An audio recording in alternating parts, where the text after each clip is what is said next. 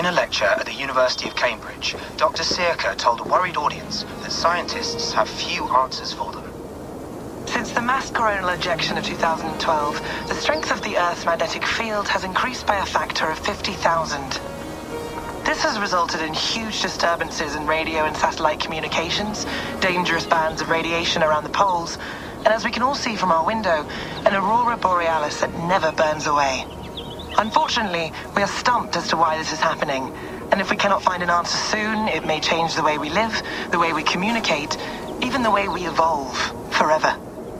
Dr. Sirka went on to say, "Bought you more electrolytes? Oh, new and improved citrus flavor." Thanks, Sean.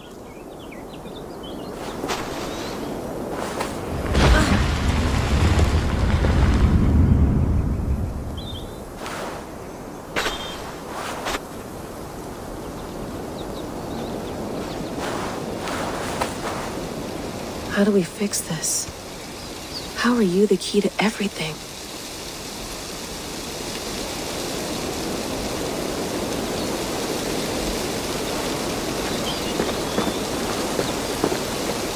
You're a long way from home, Eivor.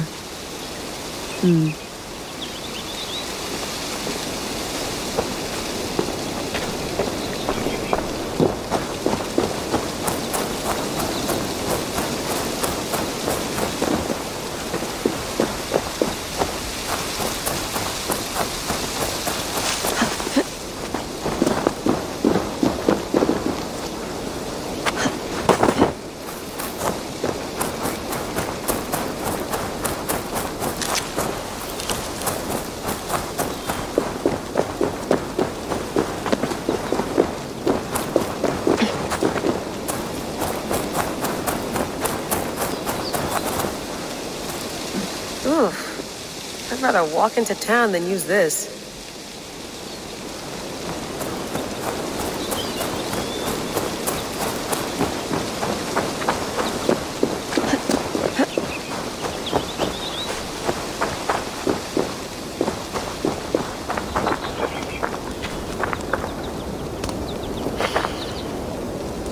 I should do this more often.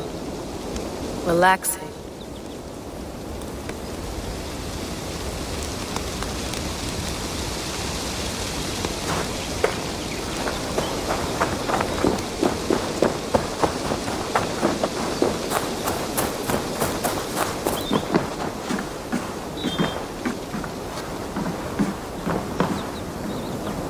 Beautiful.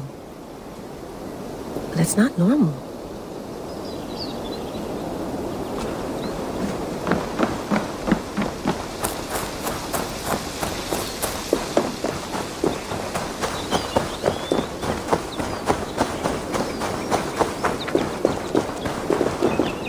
I'm not going anywhere.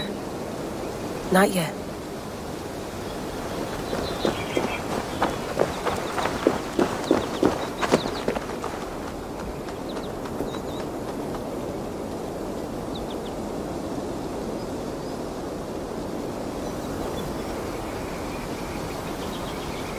Another satellite. Damn. Probably bought this in a coffee shop somewhere in Concord.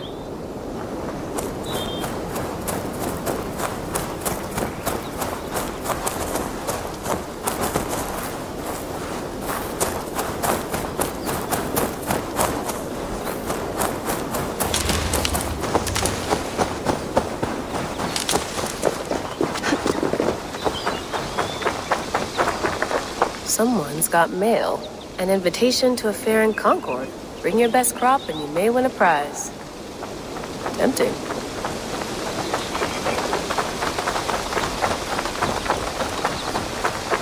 Layla, you can't run away from this.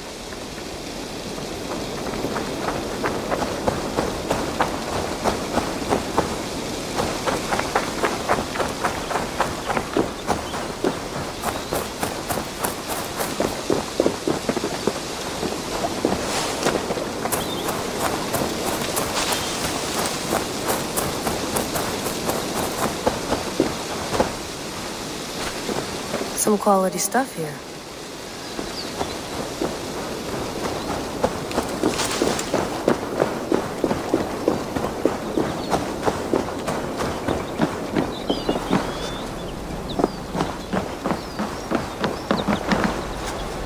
I'd love to play around, but I have bigger things on my mind.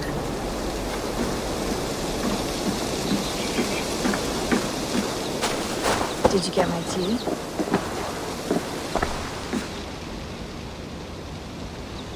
Oh, mint tea is not actually tea, Bex. It's an infusion. It's really just dirty, minty water.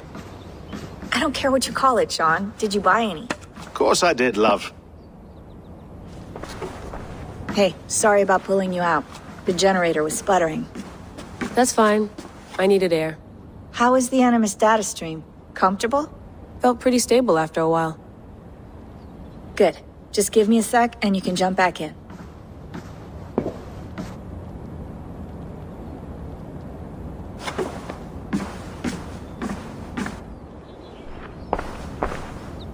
Another satellite came down. Did you see? I did. One of Abstergo's. That's good. Well, most of North America just lost its GPS service, so depends what you mean by good, really. Right. Even when we win, we lose. Okay, we're all set. Whenever you're ready, you can jump back in.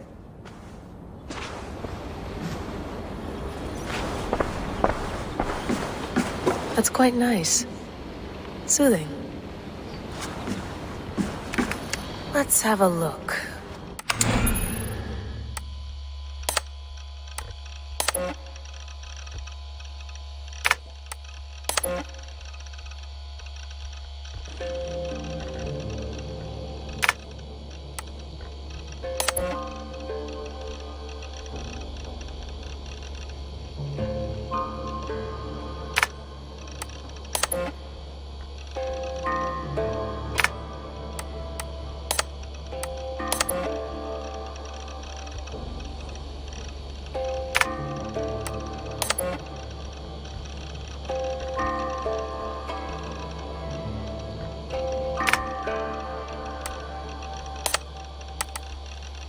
I lived, I died, and now I sleep.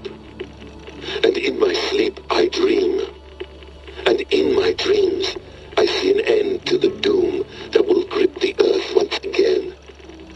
Find the wolf-kissed. Find the mad one. Find me. And save us all from another death.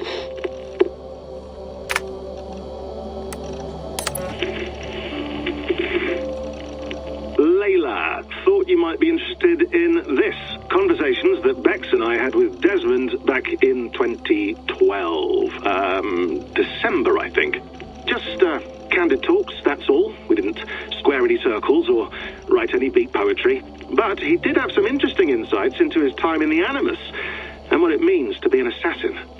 Anyway, have a listen. You might find you and he had similar experiences, so, well, let me know what you think.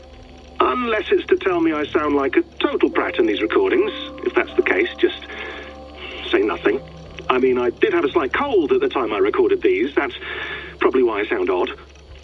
Anyway, okay, I'm done anyway, so turn off.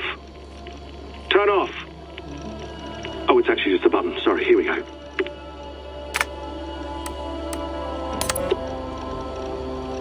No, come on, Sean. Turn that thing off. Oh, hold on. I like what you said there. I want to get this for posterity. Say it again, nice and loud. Seriously? Sure, come on. If nothing else, it'll give me leverage with your old man. Ah, that's your angle. Nice. What I said was, I wish I hadn't been born into the Assassins. I wish I had chosen this life. Is that good enough? Sure, but why is that? Because choice is the central idea of our creed. It underpins everything, right? It's about free will. It's about seeing the evidence before you and saying, yes, this is what I want. Or, no, this isn't for me. But when you're born into a group like this, or any other, like I was, you get mixed signals. You get told over and over again, this is what we believe. These are the rules. This is reality. No deviation. And if you question it, oh, they look at you like you killed a puppy. That's hardly free will. It's a weird irony when free will is your central belief, but nobody wants you to believe otherwise. I don't know how to say it exactly, but I always thought there was something self-destructive about our creed. If free will is the most important moral guidepost we have, we should be free to ignore it. To choose submission, for example. You know what I mean? Like, we should be free to side with the Templars. If it's really my choice, I could do that. Right. It's almost self-refuting. A democracy could democratically elect a dictator or choose to get rid of democracy altogether. Within our creed is the seed of its own destruction. That's what makes it powerful, I think. And fragile. Right. The more freedom you have, the more risky it is, you know? Anyway, my dad has mellowed over the years, but he was strict when we lived on the farm. He ran a tight ship. I never got the impression that I was free to choose my path forward. Our creed, our tenets, they were drilled into my head. By the time I was a teenager, I was following these rules out of a sense of duty. This was just what we did. That happens to a lot of organizations over time. The stagnation sets in, you know? A fundamentalism. Yeah. Following the rules becomes more important than achieving whatever goal you set out for yourself. And people start to lose sight of the reason the rules exist. That's called deontology, or a form of it. Following a rule for its own sake and not for the consequences it has. Yeah, but that feels backwards, doesn't it? Well, I think so. Following a rule is the easy part. Praying, taking a sip of wine, munching on a wafer. Rituals that give comfort. But that's just going through the motions. It makes people feel like they're doing something. When the hard work is, well, actually getting off your ass and doing something productive. I think people just want boundaries. Tight boundaries. They want to see the four walls that pen them in. I don't disagree. Anything outside that, anything that makes life more complex, that's scary. That's why I envy you. You chose this life. You went through that process and you decided, yes, I believe in this. Sure. It didn't stop me from being an insufferable know-it-all as a teenager, but I see your point. I would have loved to have been a know-it-all. I knew nothing. Not until you guys found me. Yeah. It wasn't until I met you, and Bex and Lucy, that I knew. I knew I wanted to be an assassin. Oh, thanks, Des. Come here. Bring it in, bud. I don't normally like touching, but we'll make an exception now. I am not hugging you. You sure? Because I smell very nice today. Can you just turn that off?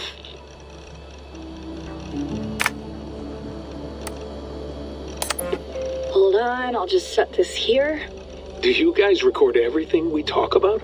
Not everything, but you've been using the Animus so much, I thought this was a good chance to learn some things about prolonged exposure. So I'm your guinea pig? No, my guinea pigs are all dead.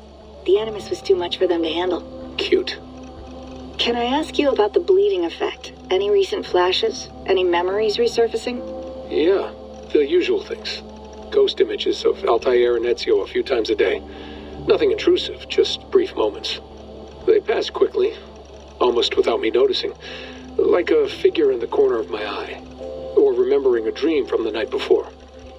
I did have one extended hallucination a few days ago. It was Ezio. He was older, around the time he left Cappadocia.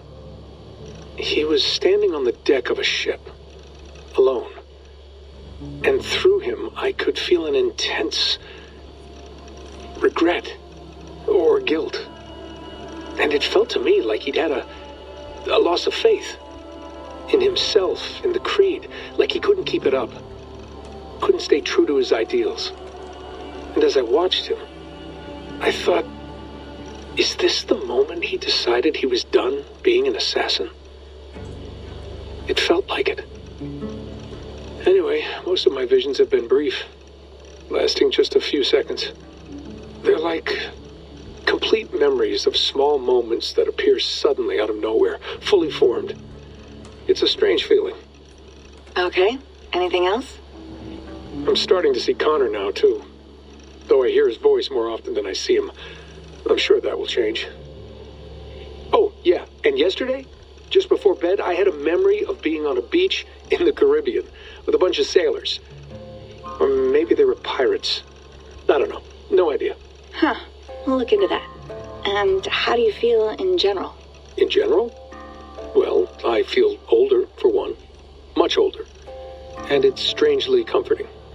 I'm collecting the memories and skills and thoughts of so many people.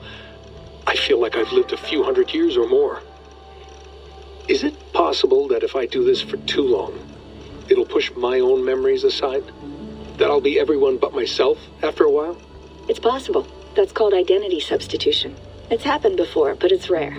And someone with your background shouldn't need to worry. My background? You mean someone with my genes? My abilities? You have Isu DNA, and that lets you see things and do things and withstand traumas that other people can't. And I can suffer in ways that others can't. That's not something to be proud of. You mean the apple? Yeah. It has a pull, Bex. It tugs at my brain. It talks to me. Teases me. Drives me mad. And what I did to Lucy... God damn it.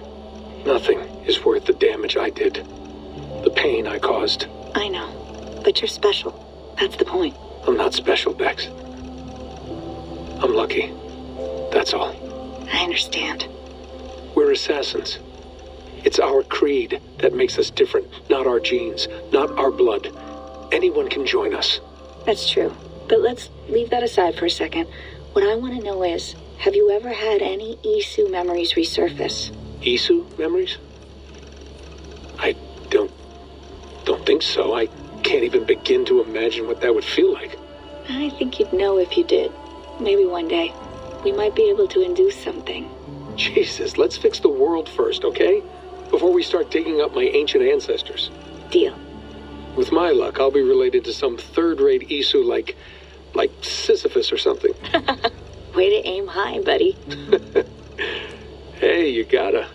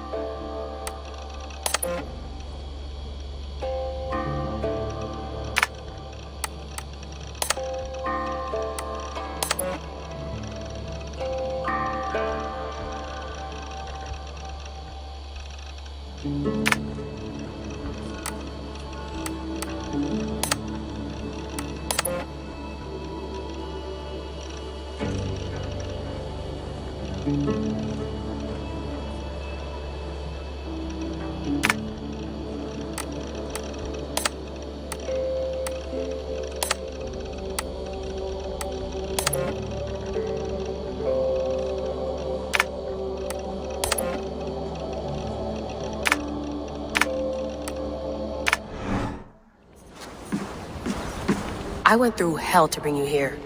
It had better be worth it.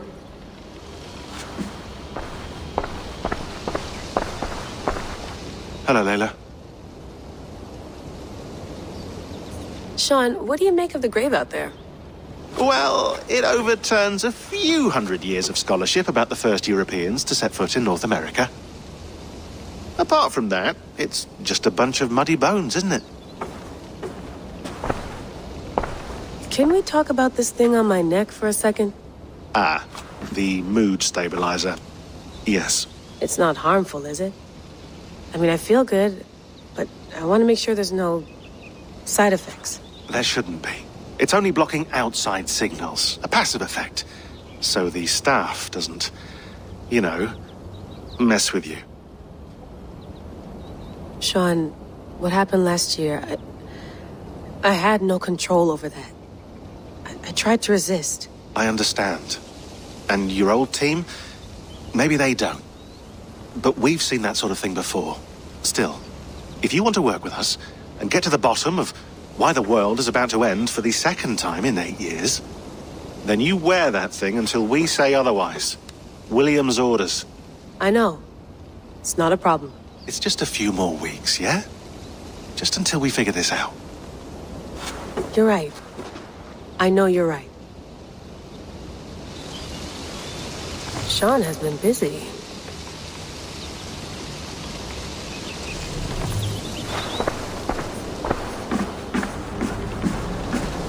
You gonna put this in the fridge, Sean? Of course. In half a minute. Remember, tomatoes go on the counter, not the fridge. Please enjoy your stay. Remember, all the garbage must be packed out, and please water the plants once a day. Yeah, I won't remember that. Sean, don't forget to water the plants while I'm under, okay? I'll add it to the calendar and tattoo it on my leg.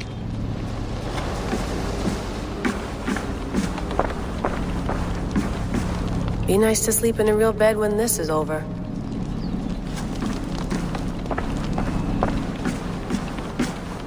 Feeling okay?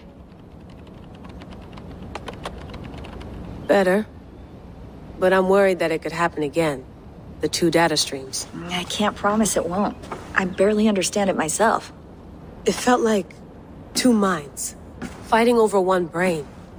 It hurt like a shotgun to the head. Right. There's something about this Viking's DNA sample that feels dense, noisy. Could it be the staff? Interfering somehow? How do you mean? My headaches, my temper. They started the day I got that thing. I hope you're not making excuses for, your friend. Jesus, no. I'm not. Sorry. Just take it easy. And if you feel yourself slipping again, let us know. I'm trying. I really am.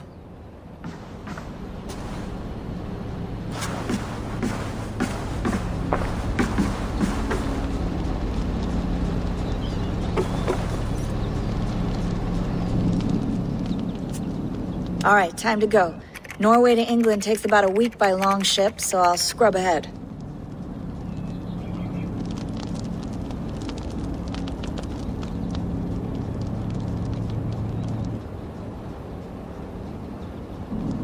Layla, you okay? Sorry. Can you play the message again? We have the transcript if you're looking for something. I can go and... No, I want to hear it. Okay. I don't mean to be cryptic. It's just... That message led us here. To this place. To a Norse grave in North America. So those bones out there are the only lead we have. Our only chance at fixing this planet before it's too late. Here it is. I lived, I died, and now I sleep. And in my sleep I dream. And in my dreams I see an end to the doom that will grip the earth once again. Find the wolf-kissed. Find the mad one. Find me. And save us all from another death. Unsettling, that is. That pulse in the message. Are you sure it's just coordinates? Nothing else? Nothing I can find. Okay, I'm ready. Here we go.